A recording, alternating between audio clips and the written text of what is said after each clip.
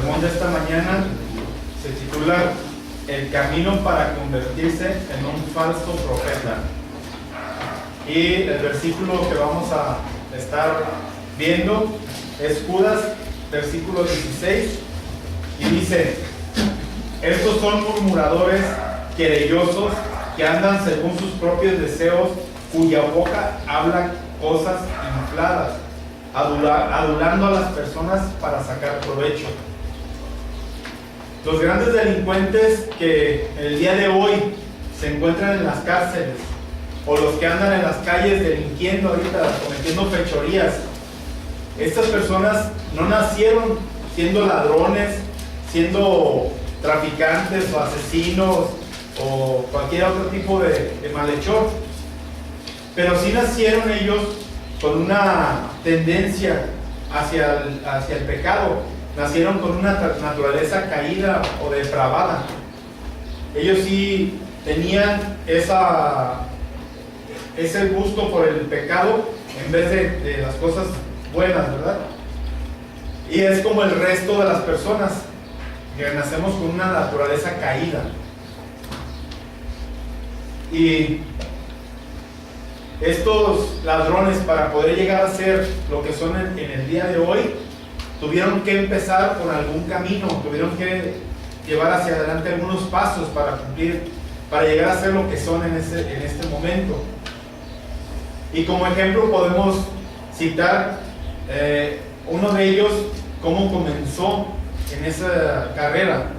Podemos decir que cuando era niño, cuando era pequeño, él podía haber llegado a su casa con algún lápiz, alguna calculadora o cosas que no le pertenecían. Y su madre, que sabía que esas cosas que traía el niño no le pertenecían, se hizo de la vista gorda. No hizo caso o no lo confrontó con esa falta que estaba cometiendo el niño para que fuera a devolverlo y pedir perdón por lo que había hecho. La mamá simplemente lo dejó pasar. Y esos fueron los inicios de esa persona para llegarse a convertir en el ladrón profesional que es el día de hoy, que ya sea está en la cárcel o está en las calles delinquiendo, pero esos fueron los inicios de esta persona para poder convertirse en lo que es, ¿verdad? También de los falsos maestros, profetas, pastores o apóstoles de los que nos habla Judas en su carta, ellos tuvieron que haber seguido algunos pasos también para poder llegar a ser lo que son ellos, ¿sí? Estas personas también, al igual que los ladrones profesionales, que los narcotraficantes, ellos no solamente hacen daño físico o hacen daño material en las personas, sino que los pueden llevar, los están conduciendo a la muerte eterna. Estas personas, con su forma de engañar a aquellos a los que están hablándoles o están dirigiéndolos. Si nosotros hiciéramos una clasificación de los daños que se pueden ocasionar por las diferentes formas de delincuencia, nos podremos dar cuenta que la categoría más peligrosa y más nociva es la de los falsos profetas o falsos líderes, porque ellos los llevan a la muerte eterna. No les quitan propiedades y cosas que se pueden recuperar, o algún daño físico que se puede, con medicina o todo se puede aliviar, pero ellos lo que hacen es dañar a la persona de modo que los llevan a la muerte eterna, ¿sí? Pero así como los ladrones, decíamos, recorren un camino, también los falsos líderes o los falsos profetas o pastores o apóstoles que existen en el día de hoy y que existían desde la época de Judas, también ellos empezaron con pasos pequeños, ¿verdad?, para poder ir creciendo hasta llegar a convertirse en apóstatas de la fe y hasta llegar a ser personas peligrosas para la iglesia o para los grupos que dirigen ellos, ¿verdad? Entonces, vamos a analizar el día de hoy qué es lo que dice nuestro pastor Judas, cuál es el camino que puede conducir a las personas a convertirse en peligros para las iglesias o para los grupos. Y el punto número 1 es el camino de la murmuración. Es el primer punto. Y el 2 es el camino del amor propio, o que es la egolatría, ¿sí? Y el tercero es el camino de la presunción o arrogancia. Y el número 4 será el camino de la manipulación. El punto número 1 es el camino de la murmuración. Y el versículo que leíamos al principio dice: estos murmuradores querellosos o problemáticos, ¿sí? Dentro de las iglesias hay una crítica que es sana y necesaria para la iglesia. Y es para que la iglesia cada día mejore, o que cada día se ajuste más a los principios bíblicos. Veíamos en la clase que el día del Señor está en las Sagradas Escrituras y tenemos que guardarlo, ¿sí? Pero si hay una iglesia que porque decidieron los líderes decir, pues en vez del domingo nos vamos a ir al jueves o al martes, pero vamos a tener un culto en la tarde de 2 horas para suplir el culto de los domingos. Si nosotros vemos eso, o las personas que son conocedoras de la palabra de Dios deben tener la necesidad y la autoridad de hablar con los líderes de esa iglesia, si pertenecen ahí, para que no dejen de guardar el día del Señor, como dice las Sagradas Escrituras. Es un día especial para el Señor, es un día que a nosotros como seres humanos nos beneficia más que al Señor, ¿verdad? Entonces, esa crítica o esas cosas, cuando se descuida lo que son los mandamientos, cuando se descuida cosas que son doctrinas bíblicas, esa crítica es sana y es necesaria dentro de la iglesia, ¿verdad? Para que no nos desviemos de la doctrina que viene en las Sagradas Escrituras. Pero esta crítica que es de la que estamos hablando debe hacerse con un espíritu correcto, debe hacerse con humildad y siempre buscando la gloria de Dios. Cuando la hagamos, debemos hacerlo con amor hacia las personas, no por altanería, no porque creamos que sabemos más y vamos a imponer nuestras reglas, ¿verdad? Pero aparte de esta crítica que es sana y que es necesaria, hay otra crítica que no procede de un espíritu humilde e interesado en el crecimiento de la iglesia. La implantación, el crecimiento y la implantación de la doctrina bíblica. O sea, no, si hacemos este otro tipo de crítica que es de arrogancia, que es de, como veíamos, de personas querellosas o conflictivas, es más bien para hacernos notar, es para que nosotros nos impongamos dentro de la iglesia. Y ese es un espíritu hipercrítico, un espíritu dañino, perverso. Y ese tiene como fin socavar la confianza de los creyentes en los líderes o en la palabra de Dios. Eso es lo que prosigue esa crítica. Y eso se hace especialmente para que, en vez de confiar en los líderes o en la palabra de Dios, las personas confíen en los que están haciendo la crítica, o en esos líderes falsos que quieren buscar el reconocimiento, que quieren ganar seguidores para ellos. Normalmente estos críticos lo hacen porque lamentan la suerte que les ha tocado vivir. Ellos no están a gusto, no están conformes en la situación en que están viviendo, y tratan de ganar mucha gente para poder manipularla, para poder controlarla. Ese es un inicio para convertirse en un falso líder, en un falso ministro, un falso pastor o apóstol dentro de las iglesias. Y normalmente comienzan con murmuraciones hacia los líderes, hacia algunos miembros de las iglesias, y lo hacen con crítica mordaz, o sea, de una forma malintencionada. No lo hacen como veíamos cuando es una crítica que es necesaria para la iglesia, que se está haciendo para volver al tipo de doctrina bíblica. Y normalmente nada les parece de lo que están predicando los líderes a la iglesia y cómo están aplicando la palabra de Dios a la misma. Lo primero que van a hacer es estar en contra de todo eso, de cómo se está predicando la palabra y en contra de los líderes. Es obvio que en todas las iglesias va a haber imperfecciones. Mientras estemos en este mundo, no va a haber algo perfecto, no va a haber algo que no haya, donde no haya problemas, ¿sí? Pero esto no significa que los pastores que estén al frente tengan que solapar esos errores o tengan que permitirlos y vivir como si esto fuera algo cotidiano, algo normal. No, esto lo tienen que hacer los hermanos, los pastores, los líderes.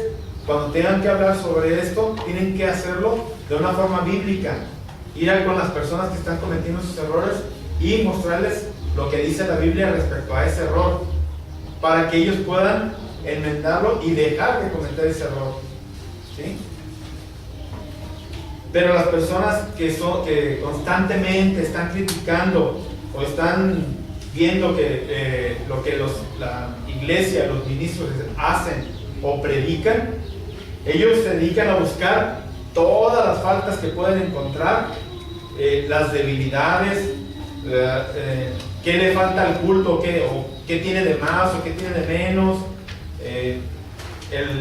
si falta amor en la iglesia, si no hay unidad, entre muchas cosas van a estar buscando a ver en qué pueden criticar o qué pueden murmurar en contra de los líderes o de la misma iglesia. Y siempre es verdad que las iglesias necesitan crecer y mejorar en todo ese tipo de cosas, pero no es la forma de que la iglesia va a entender criticándola o murmurando espaldas, haciendo grupos para poder atacar a los líderes o a la iglesia, sino más bien con amor ir a hablar con los hermanos y esto no convertirlo en una oportunidad para agarrar seguidores, para quitar personas del liderazgo y llevárselos de su lado para poder atacar a la iglesia. Debemos nosotros como iglesia o como miembros de la iglesia alejarnos de ese tipo de personas que busquen el nomás estar dividiendo, el estar atacando, el estar buscando la forma de cómo dañar a la iglesia. Si queremos corregir alguna falta, entonces no debemos de ir con otras personas, debemos ir directamente con la persona con la que vimos la falta. Debemos estar en la palabra. Y si no nos animamos a decirle al hermano que está mal, no debemos ir con otras personas, debemos de ponerlo en oración con Dios y solamente ahí. Que Dios sea el que ayude a la iglesia a salir de ese problema.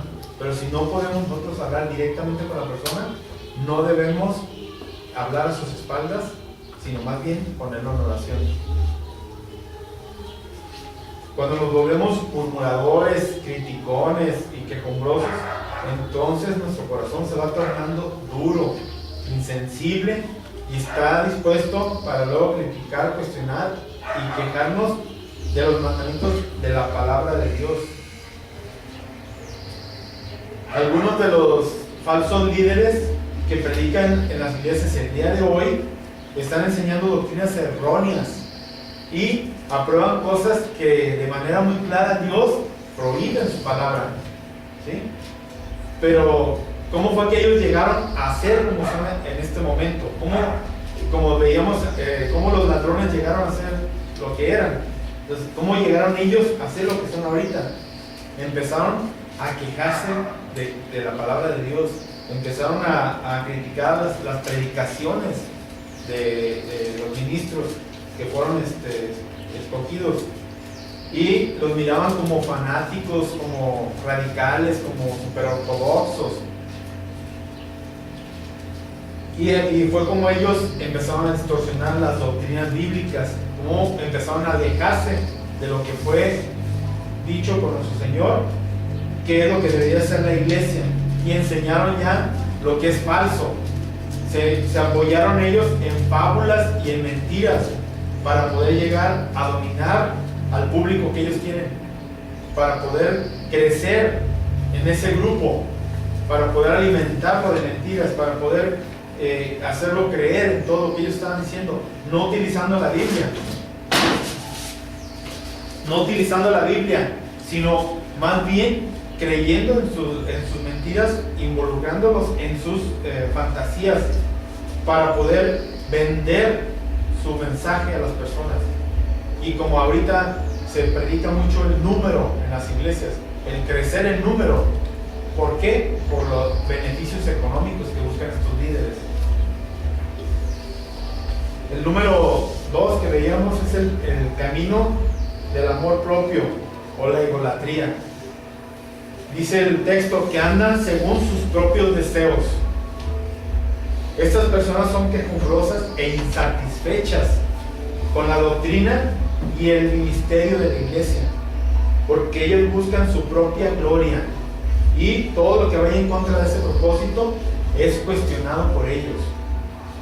Ellos se quejan especialmente cuando la enseñanza que se está dando enfrente, cuando se están dando los líderes, los confronta con su propio pecado. Ellos ven que lo que se está enseñando va en contra de las inclinaciones que ellos tienen sobre la maldad, y dejan ver que la iglesia perfecta es aquella que se puede amoldar solamente a ellos, no a la palabra de Dios. Entonces la iglesia se convence de que ellos deben estar amoldados al predicador y no a la palabra de Dios, y es como logran ellos sus objetivos. Estas personas se van y se quejan con otras personas, no van directamente con los líderes, no van directamente con el pastor, no hacen las cosas de forma correcta, no se van siguiendo los pasos que debemos de tener cuando hay algo que se está haciendo mal dentro de la iglesia.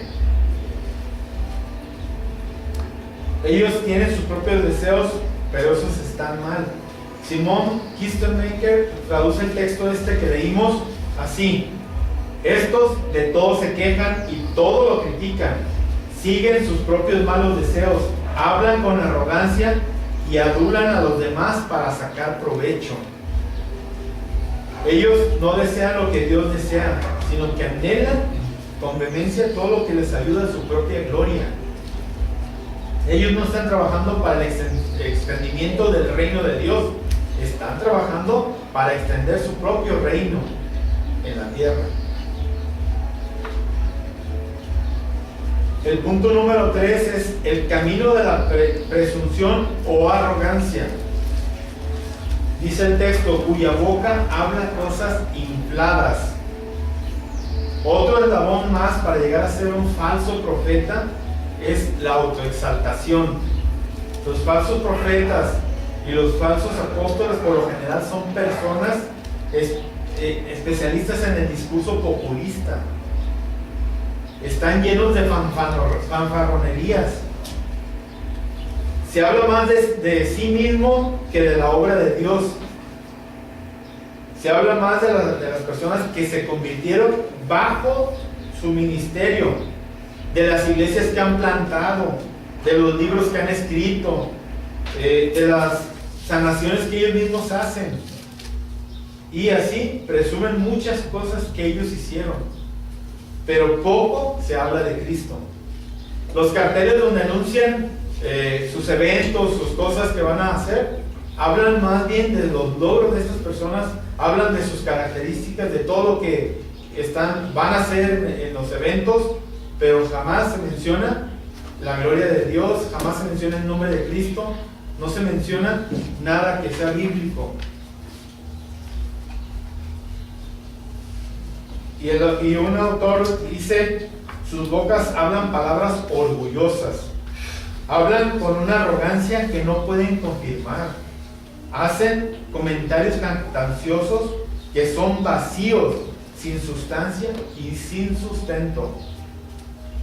Los falsos líderes empiezan contando un testimonio de algo que realmente sucedió. Ellos en sus inicios hablaban sobre un testimonio que realmente sucedió. Tal vez recibieron al Señor, del Señor una gracia especial, que por medio de eso los sanó de alguna enfermedad, o el Señor les dio algo tan especial en una situación en que estaban con una carencia económica y los sacó de esa carencia económica, y ellos comienzan predicando así, comienzan con una experiencia real, pero ya cuando empiezan a ver que la gente los comienza a seguir, ellos empiezan a agregarle algo a esa experiencia, le empiezan a meter fantasía, comienzan a agregar cosas que no son reales.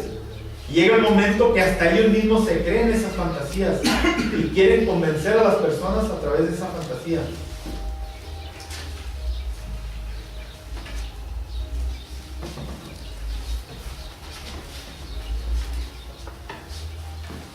Y ellos, a través de las fantasías, comienzan a dominar a la audiencia, comienzan a darles cosas que la audiencia quiere conocer, quiere saber, y es donde comienzan a meter ellos el evangelio de la prosperidad. Empiezan a meter cosas que no son bíblicas, pero son atrayentes para la audiencia, son cosas con las que pueden controlar. Llega el momento que ese testimonio que comenzó como algo que sí fue real, se convierte en una fantasía que todo el mundo sigue, que todo el mundo cree, y ya no confiamos en la Biblia misma. Creemos en ese testimonio de esa persona, pero con puras fantasías que nos empezó a vender. Y hay personas que así conocemos en la vida real que han hecho eso, que se han desviado, que han dejado la escritura por meter experiencias propias, por convencer a la gente con testimonios que muchos de ellos son fantasías, o son mentiras, que no son ciertos, y se ha manipulado por medio de ellos. Y hay podemos ver dos clases de presuntuosos hoy en día, entre los pastores y los líderes. Pues primero es aquellos que hacen alarde de todos los títulos, de todos los estudios, de todo lo que han visto en sus carreras, lo que han aprendido, y en base a reconocimientos, en base a todo eso, ellos quieren, se sienten que son lo máximo en lo que es doctrina, se sienten que son los que dictan qué es lo que se va a hacer, qué es lo que se va a decir, y son los que quieren controlar, si no a la misma iglesia, a muchas iglesias, en base a lo que se va a dictar en cuanto a doctrina de las mismas iglesias. Entonces, estas personas, ese tipo de personas que se sienten muy preparados, son aquellos que hasta los mismos sermones los hacen tan especiales que solamente ellos pueden entenderlos, por tantas palabras rebuscadas que le meten al sermón, por tantas cosas que quieren como maravillar a las personas o sorprender a las personas, diciendo que tienen tanto conocimiento del hebreo, del griego, ¿verdad?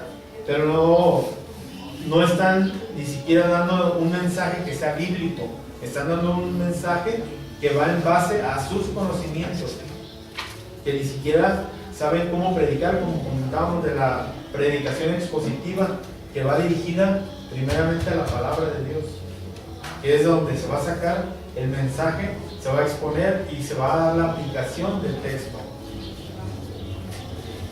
Y este tipo de personas, con eso nos está diciendo que no sea bueno el estudiar, que no sea bueno el conocer, ¿verdad? El estudiar la exégesis, la hermenéutica, la homilética. No se está diciendo que no sea bueno. Lo que está haciendo malo es utilizarla para poder presumir o para poder ser arrogantes o ególatras con ese tipo de conocimientos. Y es lo que nos está advirtiendo Judas aquí, que no creamos en estas personas que nos van a tratar de manipular, que nos van a tratar de guiar por medio de esto. Y hay el otro tipo de personas son aquellos que ya no hacen alarde de los títulos de conocimiento, porque a lo mejor en realidad no los tienen, pero ellos hacen alarde de que títulos nobiliarios o fantasiosos en el mundo religioso. ¿Qué viene a hacer esto?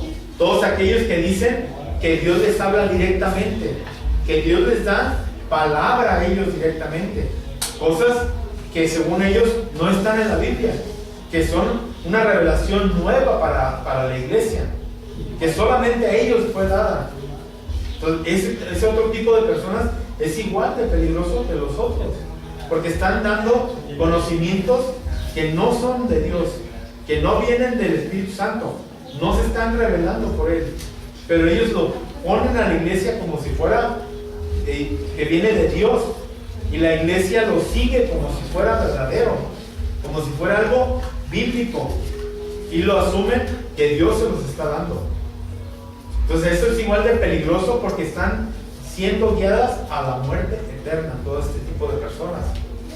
Mientras no tengamos el cuidado de que estas personas no están no están recibiendo el mensaje que ellos dicen, mientras no se les confronte, aunque sean los líderes, que se confronten con la palabra, en amor, decíamos, en humildad.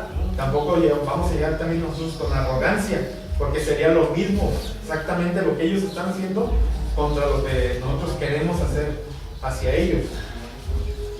Y el cuarto punto es el camino de la manipulación, que es adulando a las personas para sacar provecho, que es lo que vemos actualmente en muchas iglesias, principalmente donde se predica el evangelio de la prosperidad. ¿Por qué? Porque manipulamos a las personas para sacarles beneficio económico, para sacarles beneficios materiales.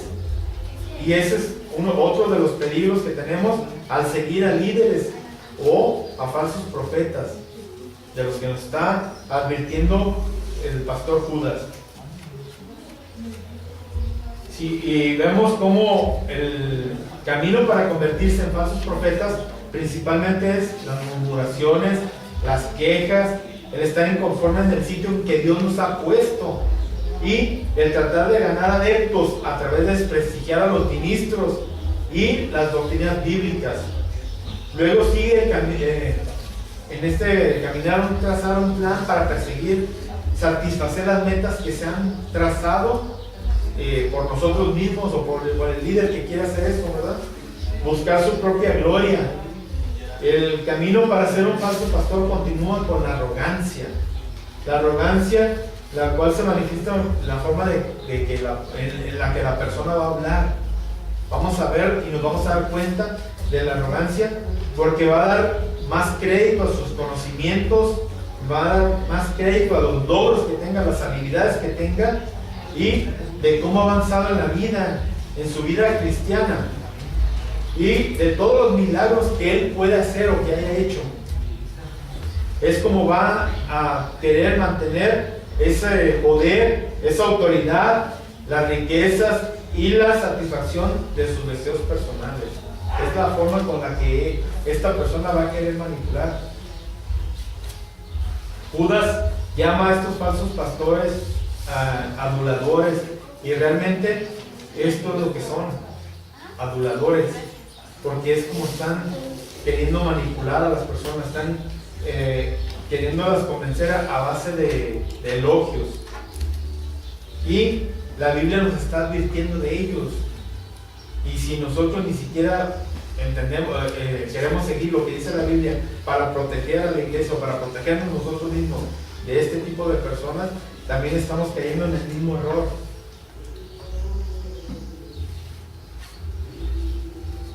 Y por ejemplo, estas personas van a tratar de ayudar o van a tratar de estar más con aquellos que les pueden dar algo, con aquellos que les pueden dar ganancias, que les pueden mejorar su situación económica. Y a los pobres o a la gente que no le pueden sacar nada, van a tratar de obligarlos a que vayan ellos más a la santidad y a que hagan cosas más duras para ellos. Pero los demás no los van a querer ni siquiera tocar si están en pecados, y no, ellos van a querer conservarlos como están porque saben que van a recibir un beneficio de esas personas. Entonces es muy, muy importante que nosotros veamos y que sepamos identificar ese tipo de personas. Y así como dice Miqueas 3:11, sus jefes juzgan por el cohecho y sus sacerdotes enseñan por precio y sus profetas adivinan por dinero y se apoyan en Jehová diciendo, ¿no está Jehová entre nosotros? Ellos todavía ponen a Dios de por medio para poder ratificarse, para poder decir, nosotros estamos por Jehová y estamos dando. Y aquí nos menciona el texto que todo lo están cobrando, cualquier cosa, hasta las profecías que dan las quieren cobrar, y se aplica hasta en el día actual, no es nada más de aquella época, hasta ahorita están haciendo lo mismo. Todos esos predicadores falsos que van y no utilizan la palabra, utilizan puras lisonjas, puras adulaciones para poder controlar a las personas y sacarles el dinero que puedan, sacarles los bienes que puedan. Incluso hemos visto que les han pedido casas, han pedido carros, lo que sea, para que tener sus siembras económicas, dicen ellos, porque van a tener riqueza las personas que hagan eso. Y es como mucha gente ha caído en este tipo de control de los mismos líderes que hay en las iglesias, que están usurpando el lugar que está dado para que se predique la palabra solamente dentro de una iglesia. Sin embargo, estas personas han llegado a apoderarse de ese lugar y han manipulado a muchísima gente y han desviado a mucha gente que la están llevando a la muerte, pero a la muerte eterna, que es peor que los delincuentes que vemos en la calle o que están en las cárceles. Entonces, tenemos esos riesgos, ¿verdad? Y vamos a hacer un resumen de las causas de la murmuración, para que nosotros como cristianos tratemos de mortificar nuestro pecado al recordar estas causas que hay de la murmuración. El orgullo y el amor propio es una de ellas, ¿sí?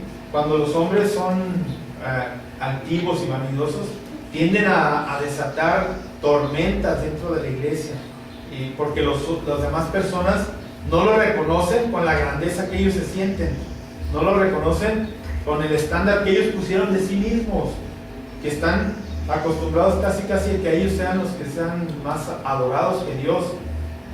Entonces, si esas personas que los siguen a los líderes, a los falsos líderes, no los reconocen o no los adoran, ahí es donde entra el problema para ellos, y es donde empiezan a atacar dentro de la iglesia a los ministros o a la propia iglesia, para desviarlas de la doctrina bíblica y hacerlas caer en el error. Estas personas siempre van a estar inconformes. Y el otro de las causas para que vamos a revisar es la impaciencia. Hay personas que están pidiendo cosas a Dios, como la sanación de alguna enfermedad o alguna necesidad económica, y esa necesidad no se suple, o la enfermedad continúa. Las personas comienzan a desesperarse y empiezan incluso a murmurar contra Dios, de que no los ayuda, de que no está cumpliéndole sus caprichos, ¿verdad? Entonces, esas personas empiezan a impacientarse y empiezan incluso a alentar a otras personas a estar en contra de Dios mismo, y no entienden por qué tienen que pasarles un mal a ellos, o por qué Dios no les suple las cosas cuando ellos lo están pidiendo, si son cristianos, si son creyentes, ¿verdad? Entonces, si somos impacientes, vamos a caer en ese problema, y nosotros no vamos a estar mortificando nuestro pecado, vamos a estar participando con ellos de esos falsos liderazgos, de esos falsos profetas, de ser falsos profetas, ¿verdad? la presunción de los méritos. Y eso lo vemos mucho actualmente con las frases que nos dicen de que si nosotros pedimos, Dios nos va a dar porque somos hijos del rey, ¿sí? Los hombres somos tan arrogantes, los que se meten, bueno, las personas que se meten en esto son tan arrogantes que se atreven a decirle a Dios qué es lo que quieren que les haga y la manera en que quieren que se los haga, ¿sí? Entonces ellos están, según eso, confiando en todo lo que ellos han logrado, lo que han hecho, lo que en su vida cristiana creen haber tenido o merecen por todo lo que han hecho. Entonces, si le piden a Dios, Dios les tiene que dar. Entonces, si nosotros caemos en ese tipo de presunción porque creemos que tenemos los méritos, estamos siendo también igual que ellos. Y otra de las cosas es el apego a las cosas de este mundo. Nosotros como cristianos muchas veces caemos en el error de confiar mucho en las propiedades, en las cosas materiales, ¿sí? Y nos apegamos a ellas como si nos las fuéramos a llevar cuando muriéramos. Somos demasiado dados a los placeres de aquí de este mundo, amamos las cosas materiales y en vez de estar contentos con lo que tenemos o de estar en la posición que Dios nos ha dado, nosotros siempre nos alejamos y nos quejamos de Él, de cómo nos tiene en ese momento, porque no nos suple como quisiéramos, porque Dios suple conforme a su voluntad, ¿sí? Pero nos quejamos que no nos suple como nosotros quisiéramos tener de cosas, ¿verdad? Y nos gustaría que nos dieran más cosas para nuestros deleites, pero no para alabarlo a Él, no para darle la gloria a Él, no para dedicarnos al servicio de Él. No amemos las cosas de este mundo, las cuales son pasajeras. Anhelemos las cosas espirituales, porque estas son de gran valor y son para su gloria, y aparte no son perecederas. No van a dejar de ser, porque esas nos van a estar esperando en su reino. Y el último punto que recordemos para que mortifiquemos nuestro pecado es la incredulidad y la desconfianza. El pueblo de Israel, recuerden que murmuró mucho en el desierto, porque ellos no creían que por el desierto iban a pasar a una tierra donde fluía leche y miel. Y comenzaron a murmurar en contra de Moisés primero y después en contra de Dios. Y no supieron aprovechar todas las bendiciones que Dios les iba dando desde el momento que los sacó de Egipto hasta llevarlos. Y esa generación tuvo que perecer en el desierto, porque los que fueron a la tierra que fluye leche y miel fueron la siguiente generación. Pero todos los murmuradores tuvieron que perderse esa bendición de Dios por estar en contra de Moisés y estar en contra de Dios y no aceptar que Dios los iba llevando por un camino, aunque difícil y para ellos era algo que nunca habían pasado.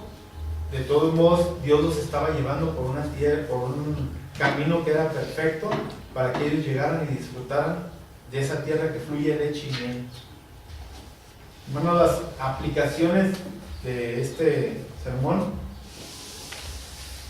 dice que debemos de tener cuidado de no hacer lo mismo que estas personas hacen, de no hacer alarde de nosotros mismos, que hablemos mucho de los logros espirituales o académicos, y que no tratemos de exaltarnos porque que nos sintamos grandes, sino más bien que nos metamos en el trabajo de la iglesia, que crezcamos junto con la iglesia en las doctrinas bíblicas solamente, y que no sean cosas que nos lleven a creer que son logros propios, que son logros, ni siquiera logros entre toda la iglesia, sino que todo es para la gloria de Dios. Todo lo que veamos nosotros no es para que nosotros nos exaltemos, siempre va a ser para exaltar a Dios. Todo lo que la iglesia conozca o pueda predicarle a otros va a ser de exaltación para Dios. Y nosotros que estamos estudiando la vida reformada de la iglesia, tampoco tenemos que sentirnos como los non plus ultra de las iglesias de aquí de Jalisco. ¿Por qué? Porque Dios nos dio esa oportunidad, pero fue por su gracia. No fue porque mereciéramos como iglesia el conocer la verdadera doctrina. Él no nos dio esto porque nosotros tuviéramos algo que delante de Dios fuera bueno, para que nos diera ese reconocimiento y nos diera ese conocimiento para empezar a estudiar la vida bíblica que debemos llevar como iglesia. Esto no lo merecíamos nosotros, y por eso nosotros como iglesia tenemos que reconocer que todo es por su gracia, todo es para su gloria, ¿sí? Nuestros niños y nuestros jóvenes deben estar atentos a no caer en ese error de que al principio si nosotros empezamos a hacer cosas que nos van a llevar a ser como este tipo de falsos líderes, falsos religiosos, tenemos que tener cuidado. Si nuestros propios padres no nos impulsan a ver lo que es bíblico, lo que es correcto, para no hacer las cosas como ellos, nosotros tenemos también la responsabilidad de estudiar en la Biblia qué es lo que quiere Dios de nosotros, para no estar cayendo como esos falsos líderes en arrogancia o en estar engañando a la gente con cosas que no vienen en la Biblia para sacar provecho y no reconocer a Cristo ahí, que es el único, que Él hizo todo perfecto y su obra fue para alcanzarnos a nosotros, para darnos vida a nosotros, que no merecíamos nada porque éramos escoria, y sin embargo Él, sin merecer nada de ese castigo, de esas aflicciones que Él pasó en esta tierra, o esa humillación de convertirse en humano, vino y murió por todo este grupo, por todas las personas que Él ya había escogido de antemano. Pero no es porque hayamos hecho algo nosotros, no es porque merezcamos algo nosotros, sino por su gracia y para su gloria. Vamos a orar.